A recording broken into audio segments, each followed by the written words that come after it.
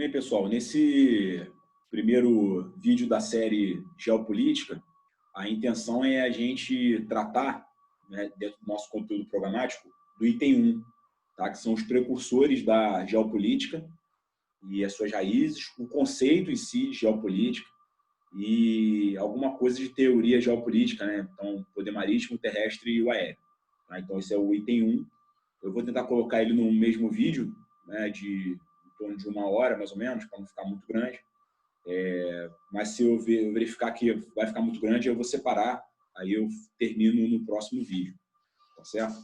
Então, assim, para a gente começar a raciocinar um pouco mais em torno de geopolítica, é importante que a gente verifique, né? A gente vai percorrer um caminhozinho para entender como é que surgiu o conceito, mas, assim, de cara, é a gente perceber que a gente tem que pensar no mundo como um sistema fechado, tá certo? Então, assim, como é que funciona o sistema fechado? Ele tem um determinado nível de energia ali em torno dele, ele fica assim. E aí existem fatores endógenos, né, fatores internos a ele, fatores exógenos, né, que podem exercer de fora alguma coisa, né, e assim, o resultado ocorre dentro dele, tá certo? Então, assim, acho que é o mais importante, tá? Que a gente começa a perceber para a gente ficar mais fácil a análise. Porque a gente vai imaginando assim, a gente tem um determinado de energia que a gente vai denominar a partir de agora como poder, tá certo? Então, a gente tem esse poder aqui. O poder ele é distribuído, só que ele é distribuído de forma assimétrica, tá certo? De forma que os jogos todos aconteçam, né, em termos de equilíbrio de poder, e de forma que, considerando atores racionais, né, aquela ideia lá de relações internacionais, né, o jogo se torna de soma zero, né? Então, assim, o poder que sobe aqui é o que desce aqui e vai acertando. E aí as eventuais diferenças que vão acontecendo entre um e outro fazem parte dos jogos, né, de poder geopolítico, em termos de geopolíticos. Tá legal? Então, a gente vai verificar, por exemplo, que existem 3 fatores que exercem uma influência tremenda nesse contexto, tá certo? A primeira é a política, a segunda é a história e a terceira é a própria geografia, tá? Então, a geografia, o próprio Kaplan fala que a geografia ela exerce muito mais influência do que as pessoas podem imaginar, né? A gente não pode raciocinar só em termos de mapa, né? A gente tem que raciocinar em cima de uma série de outras questões que associam aí a geografia e vão fazer com que ela seja, de fato, um ator bastante preponderante nesse jogo geopolítico aí. A gente vai começar a ver isso desde já, à medida que a gente for começando a ver aí os precursores da geopolítica, tá certo? Então, a ideia é de começar aqui, né, fazendo uma diferenciação já bem rápida, que depois a gente vai dissecar isso bem, que é a geopolítica clássica e a nova geopolítica, tá certo? Então, assim, a gente tem a geopolítica, ela nasce, né, ali no início do século XX, ali, final do século XIX, do século XX começou, enfim, ali nasce, e aí depois ela vai evoluindo e chega até ali na Segunda Guerra Mundial, tá? E depois ela passa por um período de hibernação ali, no final da Segunda Guerra Mundial ali, metade da década de 1940, e ela só vem de novo a renascer na década de 70, tá? Então ela passa por um período de 25 a 30 anos aí de hibernação, tá? E quando ela renasce, ela já renasce enxergando o mundo de forma diferente, porque o mundo estava diferente, né? As relações de poder, de tempo e espaço estavam diferentes, então ela começou a enxergar o mundo de forma diferente também. Então é importante enxergar a história, entra aí, para a gente avaliar o fluxo, né? O fluxo da história vai modificando as relações de poder. As relações de poder que existiam em um determinado momento não existiam no outro, tá certo? Então, a gente teve, por exemplo, o século ali 18 para 19 ali, 1815, o Congresso de Viena, Concerto Europeu, Equilíbrio, aí a coisa foi avançando, teve a unificação alemã, aí depois passou a unificação alemã, veio a Primeira Guerra Mundial, você alterou esse equilíbrio, alterou totalmente o mapa europeu, você gerou o período entre guerras ali de ceticismo digamos assim, mais assim, voltado a aquelas coisas mais idealistas, para tentar evitar uma nova guerra, mas não deu certo, você gerou uma Segunda Guerra Mundial, que depois alterou todo o outro equilíbrio novamente, veio aí o período de surgimento de mais estados, outras formas de lidar com as coisas, a bipolaridade, depois a bipolaridade ela se encerra, e aí você vem a hegemonia militar americana com uma multipolaridade econômica, crises com conflitos de baixa intensidade, questões extranacionais, questões voltadas aí a fundamentalismo religioso, nacionalismos, tá? A globalização ela atuando, né, no sentido de reduzir distâncias, atuando na parte monetária, na parte cultural, na parte moral, tá? Há questões voltadas às comunicações, redução, né, de tempo, mas não redução de espaço, geografia atuando aí. Enfim, essa introdução é só para a gente ter noção, né, de quanto que o estudo da geopolítica ela se torna ali fundamental, capital, para a gente poder entender o mundo como ele é hoje. Tá? Então, assim, realmente é uma matéria complexa, tem muitas variáveis, tem muita coisa para ser analisada. Então, assim, vamos tentar colocar as coisas nos seus devidos lugares ali para, pelo menos, assim, tentar tornar mais fácil aí esse processo aí, tá certo? Então, eu queria começar essa discussão aqui, né, esse bate-papo aí com vocês de geopolítica, abordando a parte de geopolítica clássica, dentro ali daquela ideia dos precursores da geopolítica. Tá? Então, não tem como falar de precursor de geopolítica sem eu falar de Hartzell. Tá? Então, Hartzell ele viveu de 1844 a 1904, ou seja, como eu falei, né, a transição do século XIX para o século XX, né?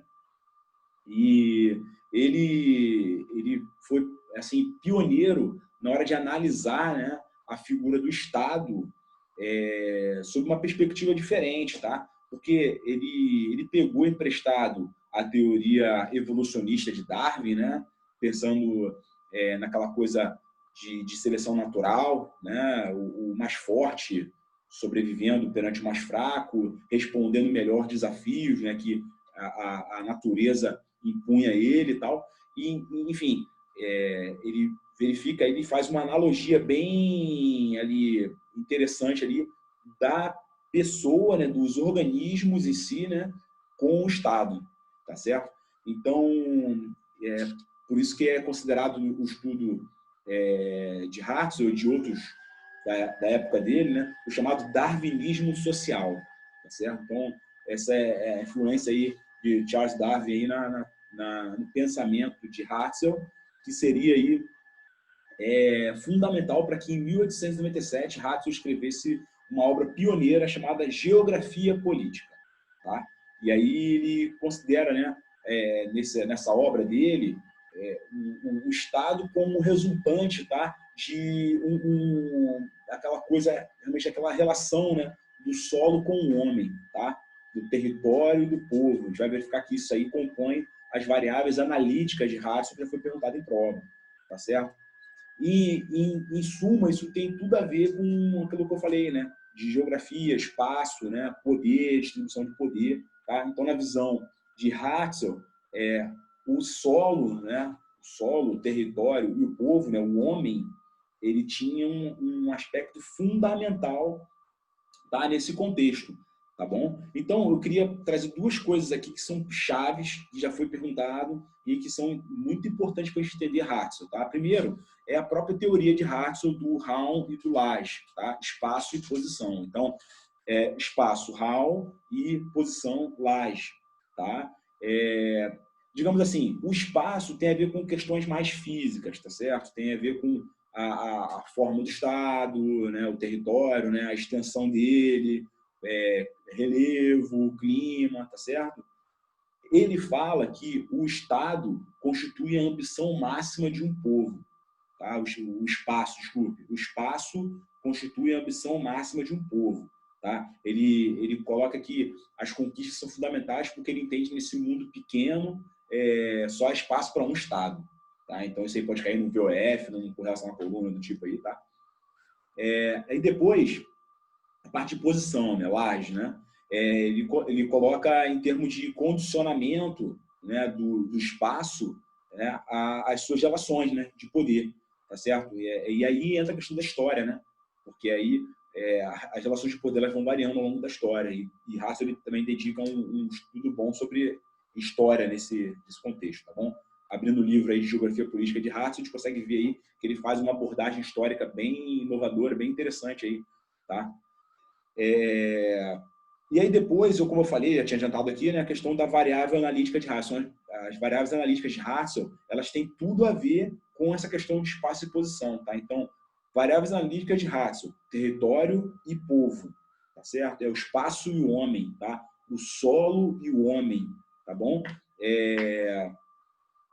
E aí ele lança aquela ideia do espaço vital, tá?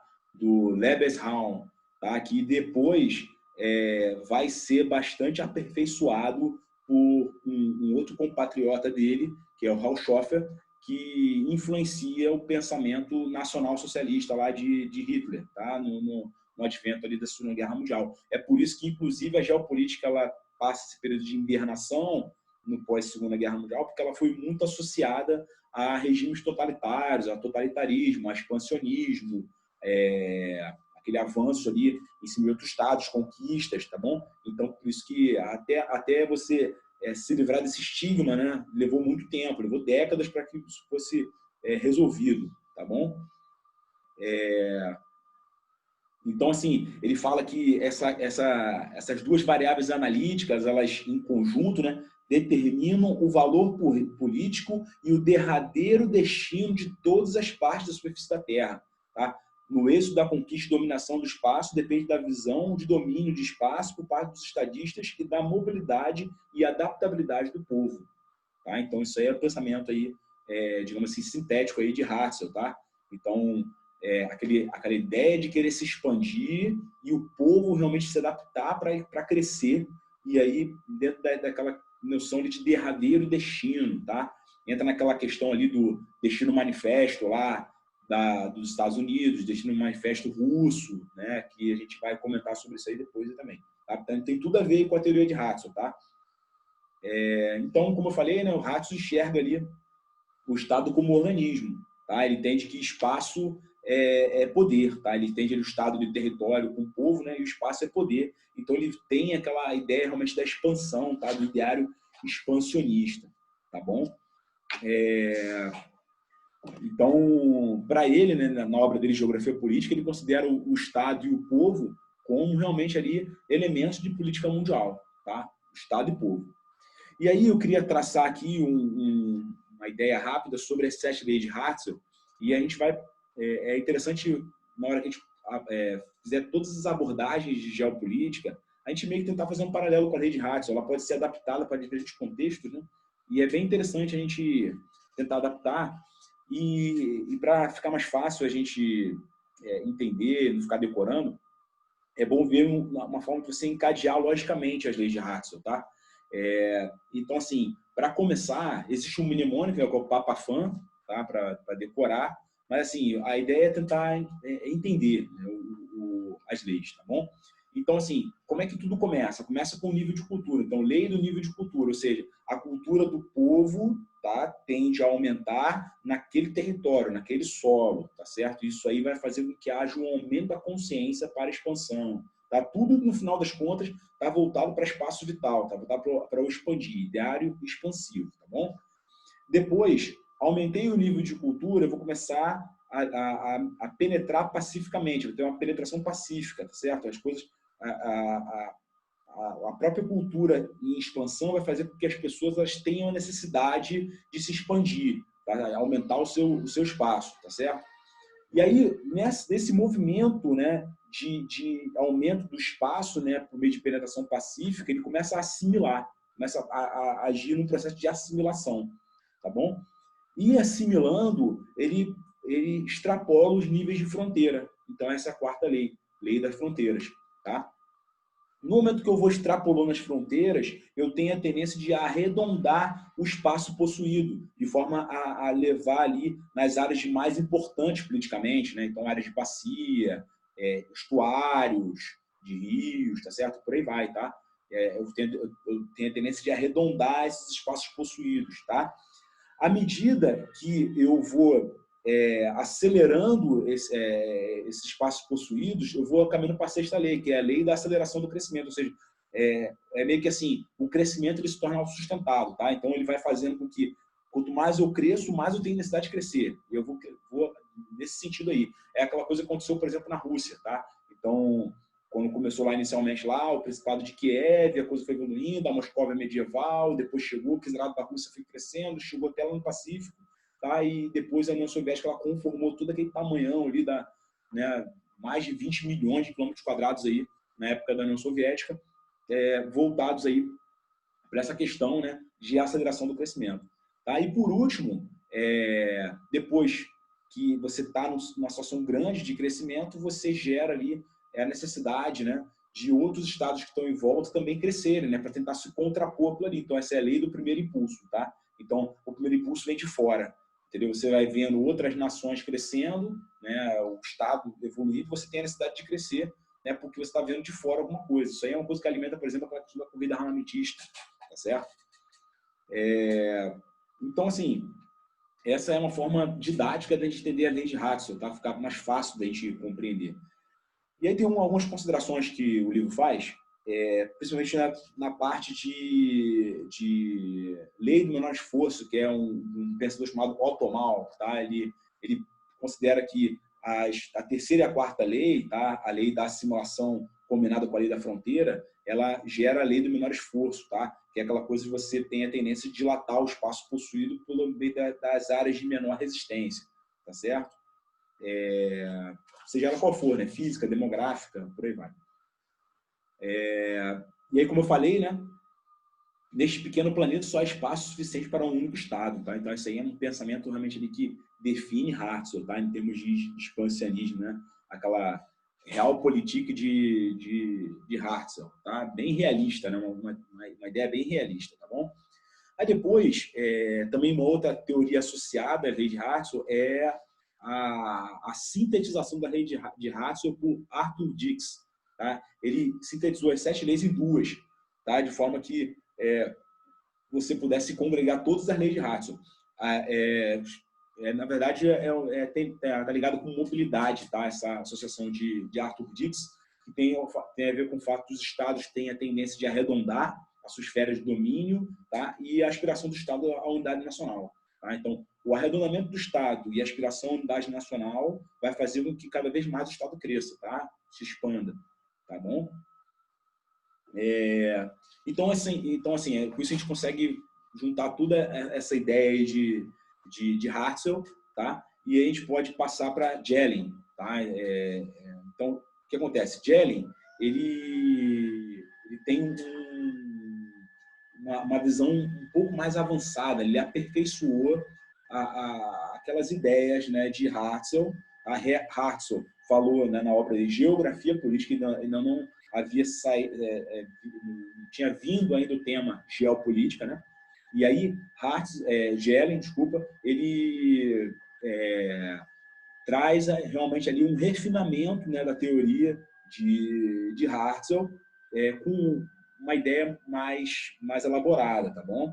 Ele continua tendo aquela visão organicista do Estado, ele pensa assim, o Estado, à medida que ele cresce, ele diminui a liberdade individual das pessoas, e quando ele se contrai, ele aumenta a liberdade pessoal das pessoas, certo? Ele fica nesse contínuo ciclo de expansão e contração, tá legal? Depois, até o próprio Keynes, ele trabalhou esse contexto aí em termos econômicos, tá bom?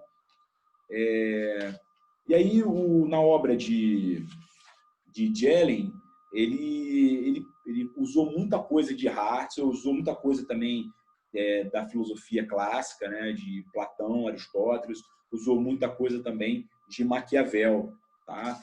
Naquela visão mais voltada aí à estabilidade do poder, tá certo?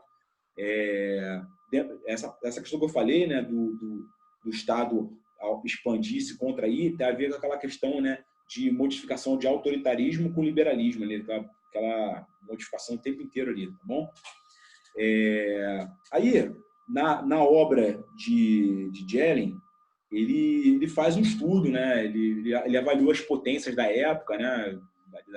Só para a gente ter uma ideia, né? Jelling viveu de 1864 a 1922, ou seja, em torno aí de 20 anos a mais do que Hartzell. Ou seja, ele viu ali a Primeira Guerra Mundial acontecer, tá? E assim, ele analisou algumas potências da época, ele analisou como é que estava a Inglaterra, a França, a Alemanha, a Áustria-Hungria, o Japão, tá? Estados Unidos, tá? Ele foi tirando conclusões em cima disso, tá bom? Ele colocou, né, que o poder público precisa de estabelecer ordem, o serviço militar tem que ser obrigatório, tá? O Estado tem que prover obras públicas, prover expansão, aquela coisa bem do Estado desenvolvimentista produtor, né? E aí, em cima dessa ideia, de pensando assim, no reforço do Estado, efetivamente, né? Ele era professor de Teoria Geral do Estado, né? Na Suécia, né? Em Uppsala. E ele tinha essa ideia realmente de fazer um Estado forte, tá bom? Bem essa ideia mesmo. E ele começou a raciocinar que, dentro da ideia de Hartzell, né? do espaço e posição, né? Aquela coisa do variáveis analíticas, né, que é o solo e o povo, né, estava faltando alguma coisa aí ainda. Tá? Ele entendeu que somente o território, que é o solo, né, e o povo, que é a população, né, era muito pouco para você poder avaliar. Então, ele começou a expandir. Ele considerou, então, o povo e o território ali como sendo ali a base, tá? Os elementos ali primordiais, e a partir dali ele começou a crescer algumas coisas. Por exemplo, ele considerou o poder, né, o governo como a cabeça, tá certo? Ele considerou a economia como sendo ali meio que a forma que você alimenta isso, né, como você faz aí o processo, né, das relações acontecerem, tá certo? E também considerou, né, a ideia da sociedade, né, em si, né? Então, ele não pegou só o povo, né? Ele não considerou apenas o povo, ele considerou a sociedade, né? Em termos de relação em si. Tá? Então, você tem, na verdade, 5 coisas, na verdade. Se com o Hartz você tinha povo e território, com Gellius você tem povo, território, sociedade, economia e governo. Tá certo? E aí, sim, apareceu a ideia de geopolítica, tá? Porque no momento que ele começou ele entendeu que existem relações políticas em todos esses elementos. E aí ele começou a colocar, né? Por exemplo, povo é demopolítica, tá? O território, geopolítica, tá? Então aí apareceu o termo geopolítica, tá? No momento que, na obra de Jelling, quando ele começou a falar sobre território, política em si, apareceu o termo geopolítica. O governo, né? Poder, né? A cratopolítica, a sociedade sociopolítica e a economia ecopolítica, tá legal? E aí, de fato, essa inovação na forma de analisar as coisas de Jelling fez com que houvesse uma proeminência, até por motivos ali históricos, né, e políticos, uma preponderância do estudo da geopolítica, tá certo? Ele, no momento que ele coloca a geopolítica, ele estuda a geopolítica segundo 3 contextos, né? A geopolítica em termos topográficos, né, que é a topopolítica, ou seja, como que a organização em si, né, topográfica do Estado. Ele também pensou na morfopolítica, tá, que é a questões mais morfológicas, né, a questão mais voltadas ali a ocupação, né, enfim, do Estado, né, e a fisiopolítica, tá, que é a questão do domínio, o domínio em si, tá bom? Então, assim, a gente consegue traçar um paralelo, por exemplo, topopolítica, que é a parte do espaço, né, espaço em si, né, em termos de posição, tem a ver com o laje, né? A morfopolítica tem a ver com o espaço ocupado efetivamente, tem a ver com o Hall, tá? Aquela coisa lá de Hartzell, tá bom? Tem uma associação bem interessante aí, tá? Então, quando ele dividiu a política, efetivamente, o Jelling cunhou o termo geopolítica. Uma coisa que é interessante, né, quando ele disseca o estudo desenvolvido por Hartzell, ele deixa 3 legados, tá? Isso pode ser cobrado em prova, né? Quais são os 3 legados de Jelling? Tá? Então, Jelling deixou o Estado como forma de vida, a lei do mais forte e a divisão da política. Tá? Então, essas 3 coisas aí são os 3 legados de Jelling, tá? Que pode ser bem trabalhados aí, pode ser perguntado. Tá bom? E uma outra coisa também que pode ser perguntado como é que você pode reconhecer um Estado, né, segundo Jelling, como possuidor de um grande poder. Tá? Isso também já foi cobrado. Tá? Existem 3 características que fazem com que o Estado seja reconhecido como de grande poder, segundo Jelling. Primeiro, grande espaço, ou seja, aquele Estado grande. Tá? A liberdade de movimento nele, né? A liberdade de movimento dele e a coesão interna. Então, Estado grande, com liberdade de movimento e com pessoas que têm uma elevada coesão interna em termos socio-institucionais, faz com que o Estado seja considerado grande, segundo Jelling. Tá bom? Então, com isso, a gente consegue meio que rascunhar, né, uma forma de visão dos precursores da geopolítica, tá? Que são bastante importantes para a gente poder enxergar aí o contexto, tá bom? E aí, a gente passa aí, dentro ainda do item 1, né, para falar do conceito de geopolítica, tá? Então, como a gente viu, né, Gelli ele lançou as raízes do estudo de geopolítica, analisando naquele contexto ali das relações políticas dos estados em termos geográficos, tá? O estado como organismo geográfico, tá certo? É assim que Gelli ele acabou analisando, né, a geopolítica, tá bom? E aí, depois, uma série de essas sementes, né, que Gelli lançou foram rendendo frutos, né, foram crescendo, e aí outros geopolíticos, né, outros pensadores começaram também a raciocinar em torno disso. E aí uma pessoa que se tornou bastante proeminente ali foi Harshov com a sua escola de geopolítica. Ele gerou uma escola, né, de geopolítica, tinha uma revista, de fato, de geopolítica na Alemanha, e aí ela começou a ter uma tiragem muito grande, começou a evoluir bem, né, na ideia, né? A gente vai depois quando for falar de Harshov, a gente vai ver que na revista de geopolítica ele colocava aquela influência do mapa, né? Então assim, a forma como você projeta o mapa diz o que você quer que as pessoas enxerguem, né? Então Harshov ele colocava um mapa, né? Considerando ali a Alemanha no centro ali e as nações em volta beligerantes, né? Ele botava soldados, ele botava carros de combate, ele botava tudo assim, como se a Alemanha estivesse sendo oprimida, né? Então, na verdade, estava acontecendo o contrário. A Alemanha estava se expandindo e estava gerando pressão de dentro para fora. E isso, inclusive, foi uma das causas, né, da Primeira Guerra Mundial. Tá? Então, tudo é a forma como você coloca em termos de discurso ali a ideia para você poder vender. Né? Depois a gente vai ver, por exemplo, que aquela diferença da projeção de Mercator para a projeção polar equidistante, por exemplo, onde eu quero... em uma eu vou colocar a Europa como centro, e na outra não, na outra eu vou colocar ali a região polar, ou seja, eu quero mostrar ali que o centro está nos Estados Unidos, ou está na União Soviética, enfim, as diferentes formas de eu projetar o mapa dizem respeito ao que eu quero passar para o meu leitor, para a pessoa que vai olhar aquele mapa ali em termos de poder, de distribuição de poder, tá legal? É bom te analisar, sempre na hora de olhar um mapa, olhar nesse contexto, tá bom? E aí, falando de conceito de geopolítica, né, e de geografia, Harshov, inicialmente, ele tem uma visão bem parecida, bem alinhada com o Jelin. Só que depois ele começa a se distanciar, tá? À medida que o tempo foi passando, ele foi se distanciando, né? Então ele começou a entender quando a geopolítica começou a ganhar realmente força na Alemanha e também fora dela, ele começou a falar sobre geopolítica como expansão, como ideário de poder, tá?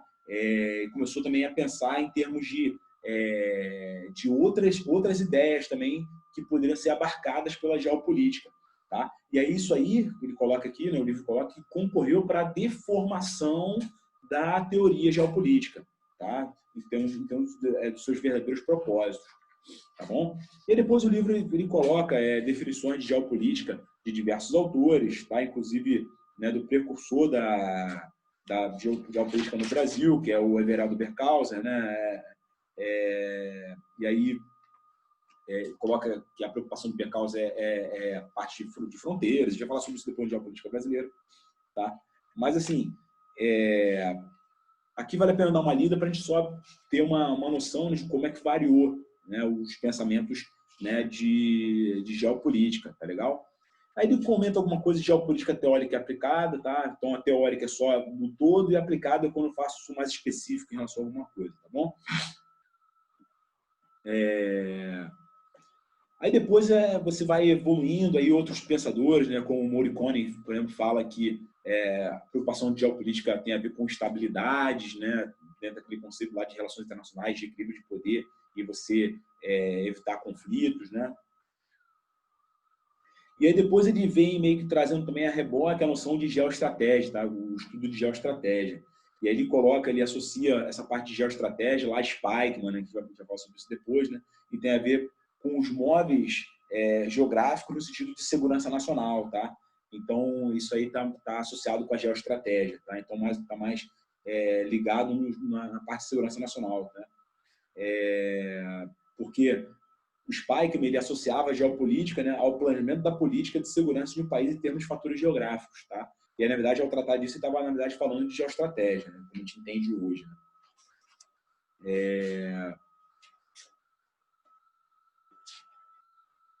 Aí, enfim, depois ele comenta alguma coisa também de geohistória, né? Geopolítica, geohistória, geografia política. Ele comenta aquela ideia, né, que veio desde lá de Hartzell, que geografia política é um ramo da geografia, tá? Que trata ali de como que você organiza o espaço geográfico em termos políticos, tá? Já a geopolítica, né, ela não é bem assim, né? Ela é um ramo da ciência política que trata das relações de poder entre os estados, segundo conceitos históricos, geográficos e políticos, tá certo? Então, já começou a ter uma certa mudança. E a geohistória como uma influência dos fatores geográficos nos acontecimentos históricos, tá? Isso é a geohistória, tá bom? Isso aí vem né, como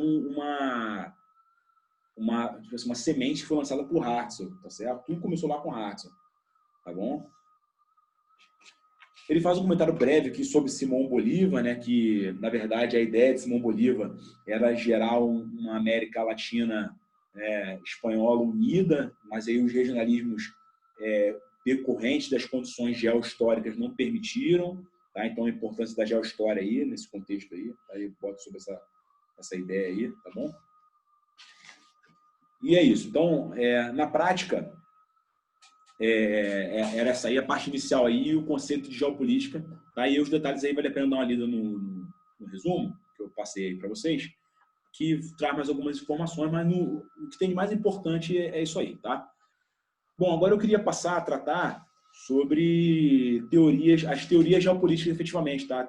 A teoria marítima, a terrestre e a aérea, tá legal? E a gente vai ver que para cada teoria dessa existe, digamos assim, né, um autor geopolítico, né, se eu posso dizer assim, né, já batizando aqui um termo que é paradigma, tá certo? Então, na hora que, por exemplo, a gente fala de poder marítimo, a gente fala de Mahan, tá? Na hora que a gente fala de poder terrestre, a gente fala de Mackinder, tá? Na hora que a gente fala de poder aéreo, a gente fala de Dewey, tá? Então, é óbvio que tem outros, né, nesse contexto, mas na hora que a gente estuda, esses três nomes vêm meio que na nossa mente, tá bom? Então, passando agora a tratar um pouquinho aí sobre as teorias geopolíticas em termos dos poderes, né, nas três dimensões, né, no marítimo, terrestre e no aéreo. Tá? Então, começando com o poder marítimo, né, o Mahan, né, como eu falei, né, ele escreve um livro que, em 1890, que gerou bastante reflexão, né, que é chamado A Influência do Poder Marítimo sobre a História. Tá? E nesse livro ele faz uma reflexão em termos de marinha à vela ainda, né? Então ele faz uma reflexão ali uma parte da história onde o poder marítimo exerceu muita influência, tá? E aí ele traça como um paralelo aí, como um paradigma a Inglaterra vitoriana, tá? A Inglaterra da Rainha Vitória, em que um país insular conseguiu o domínio mundial por meio da sua marinha, tá? Por meio do poder marítimo, tá legal? Então, assim, ele se inspira, né,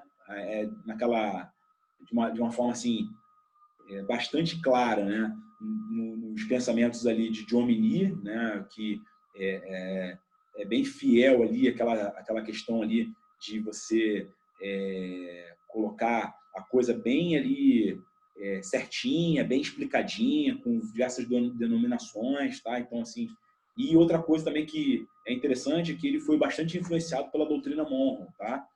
A doutrina Monroe coloca aquela coisa que você lembra, né?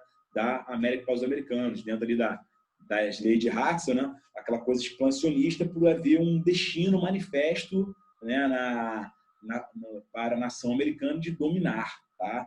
Então ele precisava expandir para o oeste, precisava gerar uma expansão, e aí Mahan ele pega e tenta evoluir isso e justificar nessa expansão também em termos marítimos como uma forma de mostrar para para as autoridades, né, para os poderes constituídos à época estadunidenses, da importância de se ter um poder marítimo forte se você quiser ter uma nação forte, ter um país forte, tá certo?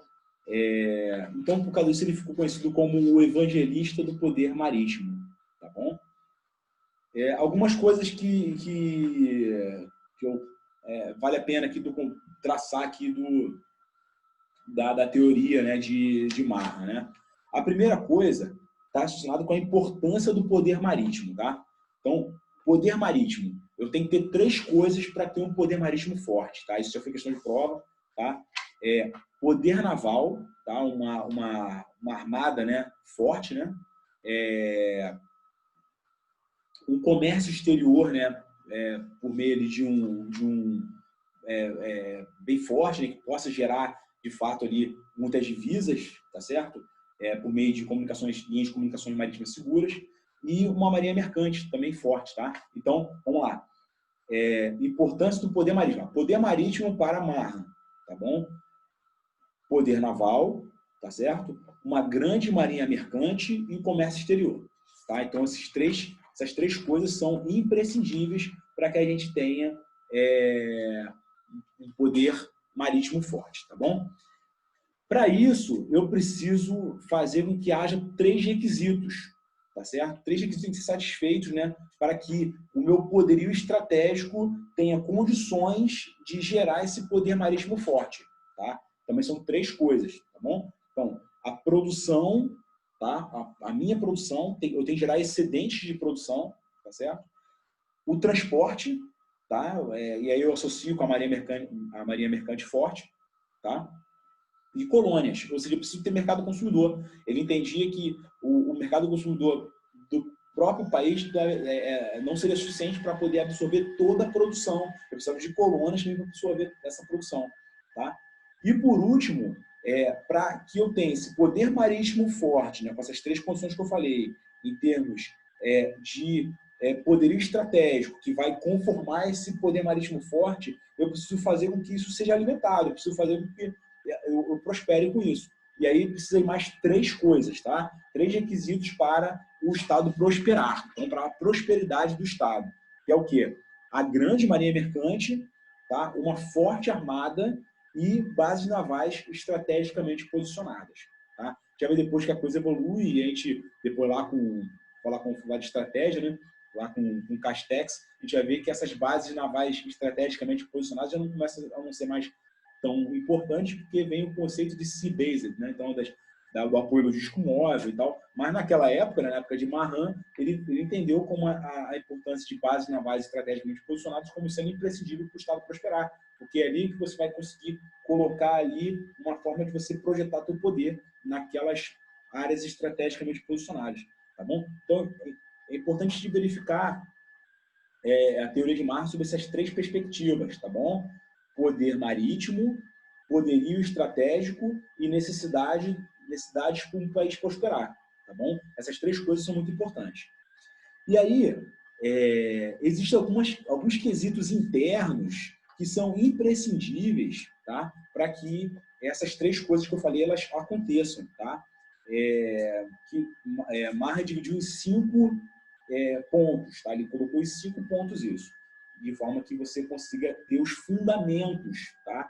Os fundamentos para poder gerar esse poder marítimo forte, dando poderio estratégico e concedendo ali os requisitos para um país prosperar, tá certo? Quais são eles? Tá? São 5 pontos. Primeiro, é a posição geográfica. Para a Marx tem tudo a ver, né? A posição geográfica é muito importante. Isso é bem explorado por Robert Kaplan, quando a gente for falar, né, de Rússia, China e Índia lá na frente. O Kaplan dá uma importância muito grande nessa questão da posição geográfica. E aí o segundo ponto também, né? A configuração física. Então, a posição geográfica e a configuração física, tá? O terceiro ponto é a extensão territorial da população, tá? Ele considera também, não por acaso, né, de área expansionista, né, a extensão territorial da população também é importante para ele, né? Depois, em quarto, o caráter nacional, né? A forma como as pessoas, né? Como é que você tem ali a vontade nacional, né? Que é chamada lá por Meira Matos, né? Como é que a cultura, como é que as pessoas elas conseguem associar essa ideia de desenvolvimento, tá? Se você tem um país com pessoas que só querem ali meleô, o país tende a ser fraco, tá? Então, se você tem um país onde as pessoas estão preocupadas com pesquisa e desenvolvimento, implementar a educação, gerar realmente ali ensinamentos cada vez maiores para as pessoas serem mais fortes, aí você tem essa questão do caráter nacional. E, por último, instituições governamentais fortes. Ele também dava uma importância muito grande para as instituições, tá? Como forma de distribuir o poder. As instituições elas são fundamentais para que elas distribuam o poder e, ao mesmo tempo, permitam com que as pessoas controlem o poder entre si. Tá legal? Não permitindo que haja tirania, não permitindo que haja poderes diferentes, dissonantes, assimétricos ali no seio da nação, que vão prejudicar o desenvolvimento da nação. Tá? Então, posição geográfica, configuração física, extensão territorial e população, caráter nacional e instituições governamentais. Tá? Esses 5 fatores, tá, fundamentam aí o desenvolvimento do poder marítimo. Tá? Então, assim, digamos que, eu acabei falando numa ordem invertida, mas esses 5 fatores eles são meio que o background, né? O que é o pano de fundo pelo qual toda a teoria de Mahan se desenvolve. Tá bom?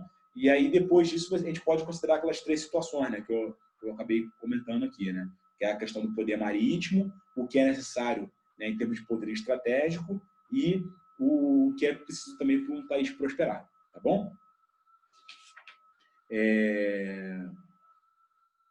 Por exemplo, uma situação que pode ser cobrada em prova, que eu já vi, na parte de posição geográfica, ele chamava atenção para a chave mestra das 5 chaves, né? Então, assim, ele coloca lá os estreitos, né, de Dover, Gibraltar, Alexandria, Cabo da Boa Esperança, né? Estreitos pontos de estrangulamento, né? E Singapura, tá? Para estabelecer o bloqueio do mundo. Ele entendia que esses pontos eram estratégicos para que a Marinha, a Armada Americana, ela exercesse o bloqueio do mundo, dominasse o mundo, tá legal? Então, essa é uma coisa que é bem interessante a gente perceber com relação à posição geográfica, tá legal? Ele foi um defensor, né, bem ferrenho do Canal do Panamá, né? Ele entendia, né, que o Canal do Panamá era uma forma de você rocar as esquadras, né, de um oceano para o outro de forma rápida, de forma a gerar ali aquela coisa do princípio da concentração, né? Você poder concentrar forças mais rápido, tá? O Mahan tinha muito essa ideia, tá? da concentração de forças, tá? Da ofensiva, né? Da batalha decisiva, você acabar com o poder naval do oponente, tá bom? Então, isso aí são coisas que estão bem associadas à teoria de Mahan, tá bom? Depois ele faz algumas considerações aqui sobre alguns outros pensadores, tá, relacionados aí a poder marítimo e poder naval. Tá? E ele fala do almirante Jean Berardino, fala de Sokol, fala de Castex. Tá? Então, aí vale a pena dar uma lida para ver como cada um enxerga, tá? Isso aí. Eu só queria chamar a atenção para uma coisa aqui que é importante, tá? Na parte aqui de Mahan, aqui no finalzinho, ele coloca algumas coisas aí que dão fundamento ali para aquela coisa que depois eu vou falar com o poder terrestre, que é aquele embate do poder terrestre com o poder naval, né? Então, isso aí tem tudo a ver com a forma como União Soviética e Estados Unidos conduzem as suas políticas externas, né? Conduzem a sua geopolítica, a sua visão geopolítica externa ali, né? Durante a Guerra Fria, tá? Então, os Estados Unidos, né, com aquela ideia mais do poder naval, né, crescimento do poder naval, então ele tenta fazer uma contenção ali na área ali das fringes, né, as áreas de clima temperado, né, que Spikeman depois chama de Rhineland, né, que o poder naval ele faz ali a contenção naquela área ali, tá bom? E enquanto isso o poder terrestre, né, que é aquela coisa do Mackintosh de exercer pressão de dentro para fora, né? Então ele faz aquela coisa de dominando ali a Eurásia, eu gerar pressão de dentro ali no Rhineland, tá?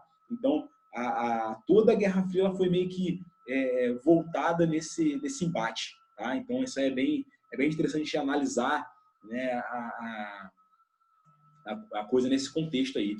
E aí, principalmente dois pensadores, né, o Chassin e o Castex, eles raciocinaram bastante sobre essa influência do mar contra a terra, né? E ele foi percebido, né, ao longo do tempo também por outros, né, que Bernard Broad, que o mar ele poderia exercer muito mais influência em terra, tá?